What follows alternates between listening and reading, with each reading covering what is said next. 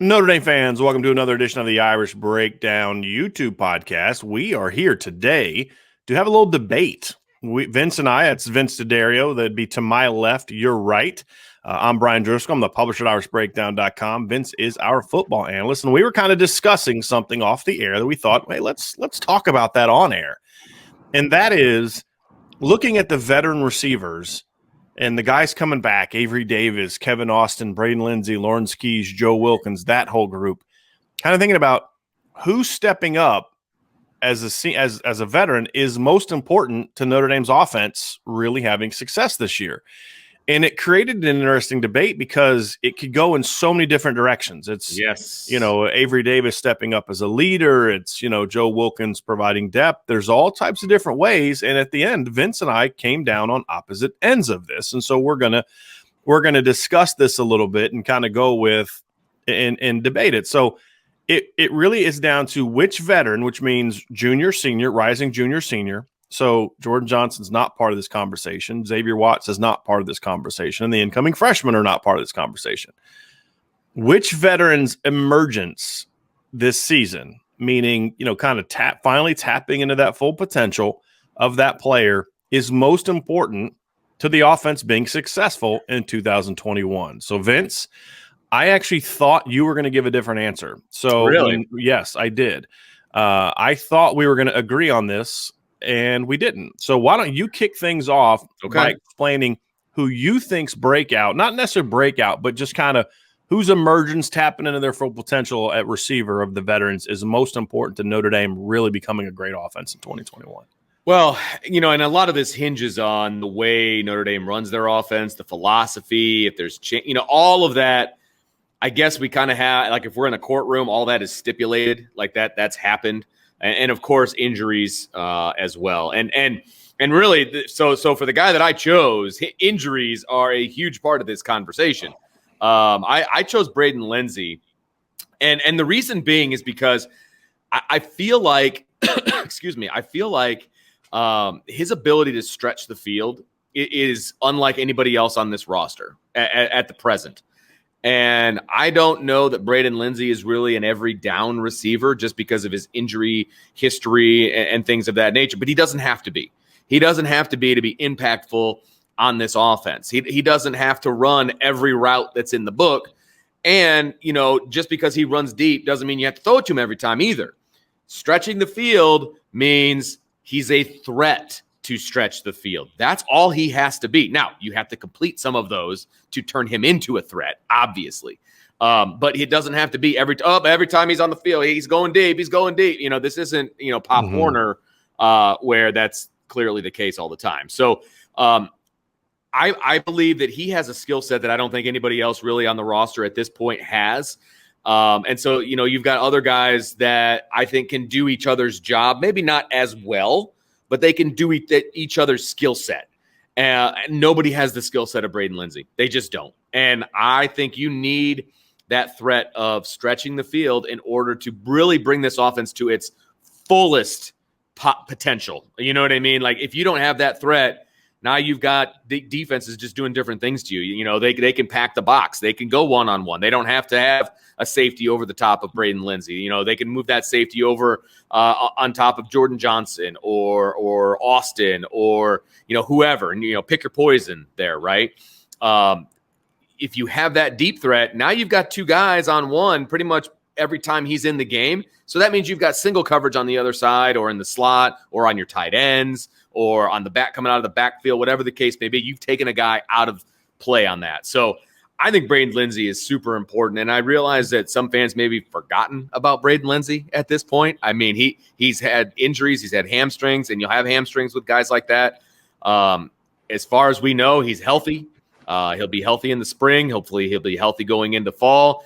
And as long as they use him correctly, and I think that's the key, not overusing him, I think he'll be good for the whole season. So Braden Lenzy's my click to pick to make the offense really, really reach its potential.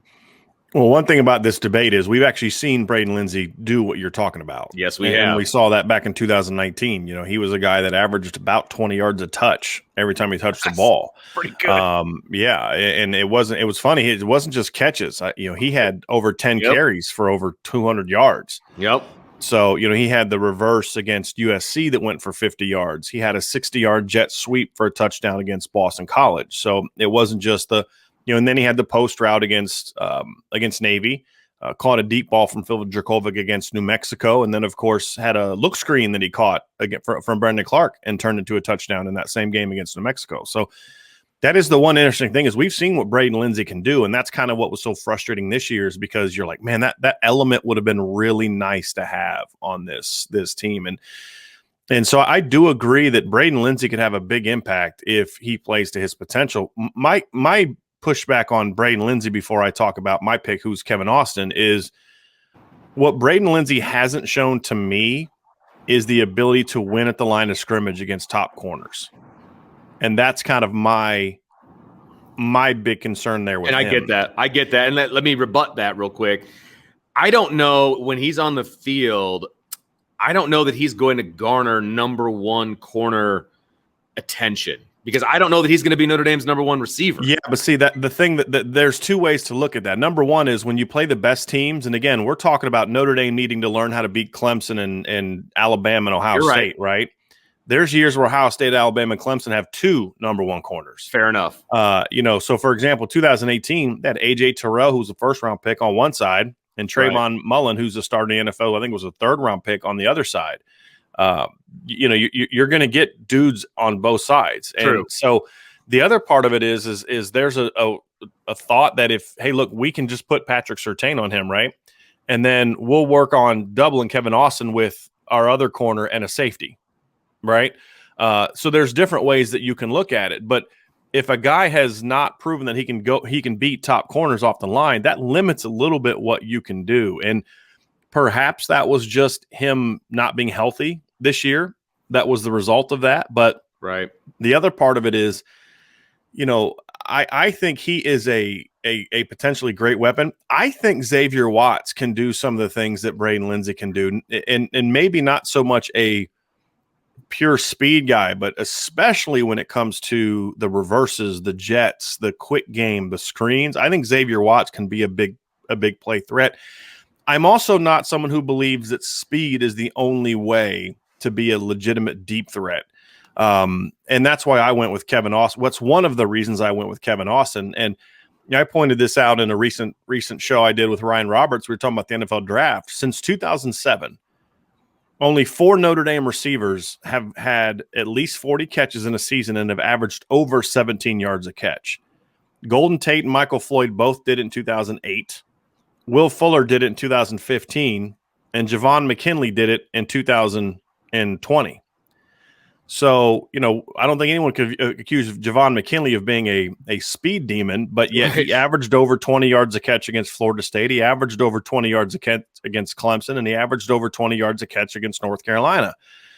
And so there were some NFL players he was going against in each of those games. And so to me, I think there is a level of if you have size and good speed and good ball skills, you can be a big play threat. But more so for me, the reason I went with Kevin Austin is I believe at the end of the day, to win the big games, to win to beat the Clemsons, to beat the Alabamas, to beat the Ohio States, which is what we're ultimately gauging Notre Dame on, you need a guy. You need a guy that's like, that's a dude. Like, that is our number one weapon. Because if, for example, if you're playing Clemson and they've got Trayvon Mullen and AJ Terrell on both sides of the ball, if you have a receiver like Braden Lenzy, he can have an impact. But as you said, he's a 30 snap a game guy, not a 60 snap a game guy. Right. What's happening on the other 40 snaps when he's not on the field? Sure. Right.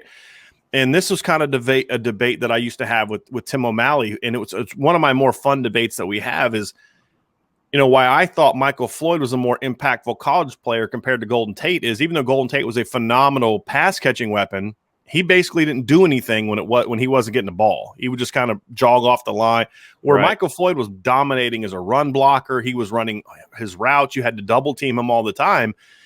And so I thought that every down aspect of it. And to me, when I look at Kevin Austin, I see he's got the potential to be a number one guy. He's got the size, the physicality, the ball skills. He can do things after the catch, not to the level Braden Lenzy can. You're not going to want to necessarily run him on reverses, but we saw him against Navy in 2018 catch a quick little screen pass or a crossing route, right? Split it and go for 30+ yards. He can stretch the field. He can win the one-on-ones. And he's a guy that you not only have to game plan for the big plays, but when you kind of get into condensed zones and you start getting into the red zone area where Notre Dame has struggled, and every year where anyone but Chip Long was the offensive coordinator, and he's not anymore, so it is a concern. You need that red zone weapon, and Braden Lenzy to me is not really a red zone weapon, and that's another aspect of it. So I just feel like if I had a guy that I needed to your point, the nice thing about having a guy like Braden Lenzy is he can influence what the defense has to do. For me, give me a guy that can do that for 60 snaps a game over the guy that can do it for 30 snaps a game. That's kind of where I was looking for it. And now you're going to have to game plan against Kevin Austin differently than you are Braden Lenzy. But if the coaching staff uses Kevin Austin correctly and every other receiver correctly, he's not going to just line up in the boundary on every snap. You're going to move him around and manipulate him and those kind of things. So working with the premise of that they're using the offense correctly and the talent correctly, which you mentioned, I still think it's Kevin Austin because, Jordan Johnson, to your point, I think Jordan Johnson can eventually be a number one. No question about it. I think Jordan Johnson could end up being a stud receiver for Notre Dame. I don't know if he's ready to be a 70-catch guy as a sophomore. Right. And with the focus being on 2021, that's why I feel like Kevin Austin stepping up. Plus, if Kevin Austin steps up, now you can use Jordan Johnson in other ways and you use them together. I feel like if Braden Lenzy doesn't pan out, Notre Dame's going to be okay. They'd be better with him panning out, and that's no question about it. But if Kevin Austin doesn't pan out, I feel like that has a bigger impact. That's fair on the entire roster.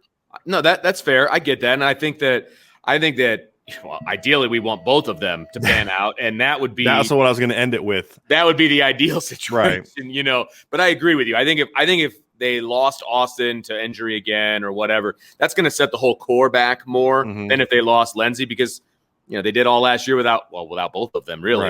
Right. But I think to maximize their potential, I think they need both of them. I think they need Lenzy to get to that next level. I think Austin can take them to a pretty high level. I think Lenzy takes them to an even higher level. But they're going to play off each other. Here's the thing I would say that is a caveat to your argument, Vince, for Lenzy is if they go to a more tempo RPO based offense, then I think the case for Lenzy is even greater. It's even stronger, absolutely. Because he I can don't be want that him playing a bunch though. That's the thing. It doesn't have to be though. Yeah. But see, in an RPO based offense, there's more opportunities to get him the ball without having to specifically game plan to get him the ball. Does that make sense? So like even in those 30 snaps a game, if you're calling RPOs and screens, then they can read it. And if the defense plays the run, then you can just pull it and get it to them as opposed to in the offense they run now, which is you have to game plan, okay, we're going to call this for him and defenses can play it. Sure. And so it just makes it a little bit harder to get a guy like him going. I think he is, to me, him and Xavier Watts are tailor-made for an RPO-based offense amongst the young players.